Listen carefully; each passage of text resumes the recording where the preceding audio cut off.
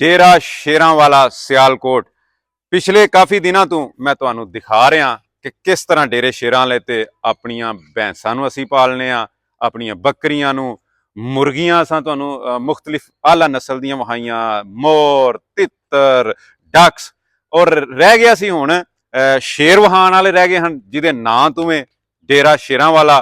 कबूतर साडे रह गए सन और उस तो बाद असां जाना सी बाहर अपनियां जमीनां दे विच। जमीनां दे विच तुहानू एक चीज़ स्पैशल विखाणी ही कि जिस तरह असी अपनियां जमीनां नू सिराब करने आ ना, पानी अंडरग्राउंड सिस्टम सी सारा, वो बहुत घट लोगों का इंज दा अंडरग्राउंड सिस्टम है। तो जुम्मे वाले दिन तुहानू पता है जुम्मे वाले दिन असी वीजे दी कर रहे हैं, यानी उमरे वास्ते शाही मेहमान एक इत्थे बुलावांगे। जुम्मे वाले दिन उहदा नां निकलना है और उन्होंने फ्री उमरे वास्ते असी भेजांगे जुम्मे वाले दिन इंशाल्लाह। तो मेरी कोशिश है उस तो पहला यह वेखो, ये साडा केज सी पहले इत्थे, वो हुण पिछे चला गया रूट व्हीलर और पिटबुल का।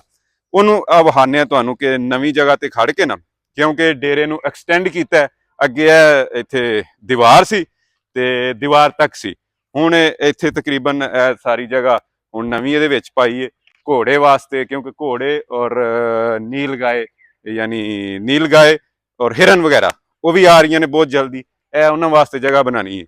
यह वेखो जी, अगे उत्थे गर्मी महसूस करते सन, अज इनू इत्थे शिफ्ट किया है, थले रेत पा के रेत नू थोड़ा गिला कर लईए ते फिर उहदे च ना ये ठंडक महसूस करते हैं। ओए सुकून कर, सुकून सुकून, तेरी ऐसी तैसी तेरा रौला नहीं मुक सकता। यह वेखो अपना किड्डा शरीफ है, यह नस्ल हालांकि यह भी थोड़ी खतरनाक है लेकिन बहुत समझदार कुत्ता है साडा।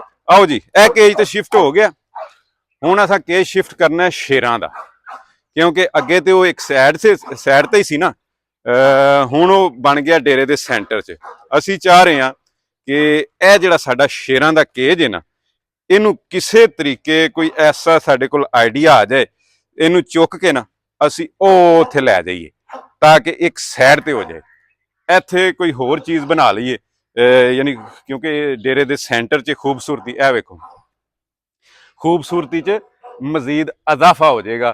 इत्थे कोई आबशार या इस तरह की, क्योंकि कोई गेट तो इंटर होए तो उन्होंने सामने आबशार चलती हुई नज़र आए, क्योंकि जेड़ा एक बारी डेरे शेरां वाले ते आए वो कम अज कम कुछ 6 महीने साल याद करता रहे। आओ जी करीब हुण शेरां दा विजिट कराइए इन्हां। साडे कोल जी चाबी कित्थे वे जी, लियाओ हाँ चाबी तो फिर अंदर चलीए